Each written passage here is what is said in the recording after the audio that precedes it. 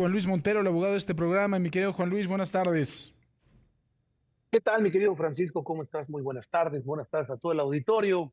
Y bueno, mientras están en el bar y ven del plan B, creo que paralelamente se trabajó sobre un punto que creo que es importante mencionarlo y que pues, tu auditorio lo conozca.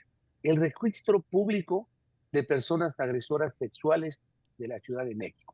Este registro que fue creado en abril del 2021 a raíz de varias reformas hechas por el Congreso local al Código Penal y a la Ley de Acceso a las Mujeres a una vida libre de violencia y derechos de niños, niñas y adolescentes.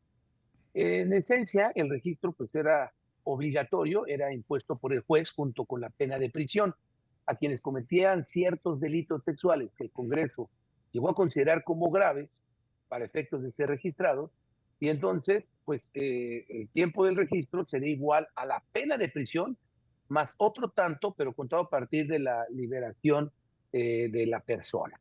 Entonces, yo creo que aquí habría que determinar de qué forma se estimó, porque primero el legislador estima que era una medida de seguridad para dar más protección a las mujeres y niños, pues toda la ciudadanía podía estar alertada de la presencia de un agresor sexual en su comunidad, es decir, era público, es un registro público y cualquier persona podía tener acceso a través de Internet sobre esta lista o este registro.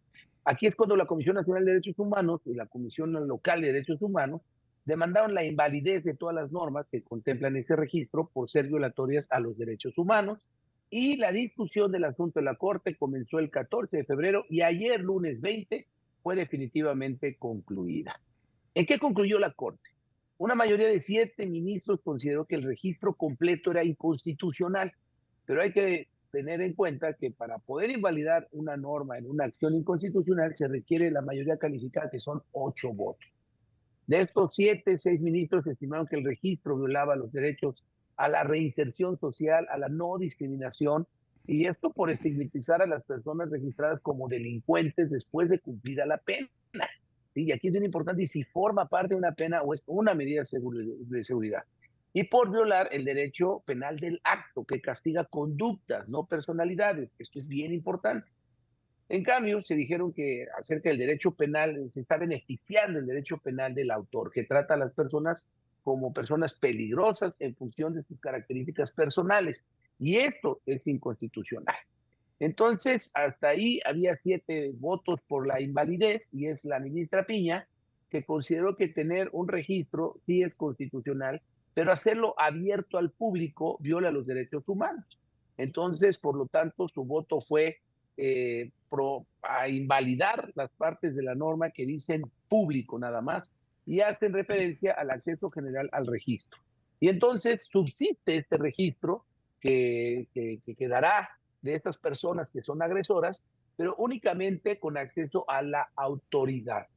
Y esto es, creo, muy importante. No cabe rescatar que solamente defendieron la constitucionalidad total del registro los ministros Saldívar y Esquivel, que fue el ponente, y su argumento principal fue que los derechos de las personas sentenciadas deben de ponderarse con los de las mujeres y niños, y al encontrarse esa situación de vulnerabilidad, concluyeron que los más vulnerables pues eran estos últimos, las mujeres y los niños. Y un punto también importante de discusión fue si el registro es una pena, como lo mencionaba, o una medida de seguridad. Y aquí Saldívar sostuvo que por ser una medida de seguridad no se le puede someter a los mismos estándares de escrutinio que a las penas. Entonces, la mayoría de 6 votos sostuvieron que no importa el nombre, si es que le esté dando el legislador, si es medida o si es una pena, sino su naturaleza. Y en este caso, el registro es una pena. Y por último, la ministra Ríos consideró que solo era inconstitucional la parte del registro que consideraba que la persona iba a seguir registrada al salir de prisión. Y esa postura fue apoyada, perdón, no fue apoyada por ningún otro ministro. Y entonces, ¿qué sucede? Que queda ese registro como constitucional, válido. Lo único que se invalida es que sea público. Este será solo para las autoridades. ¿Cómo ves, mi querido Francisco?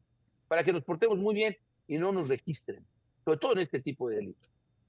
Muy bien, pues te agradezco mucho. Gracias, mi querido Juan Luis. A la orden, como siempre. Gracias y muy buenas tardes. Interesante este tema, por supuesto, este registro de agresores.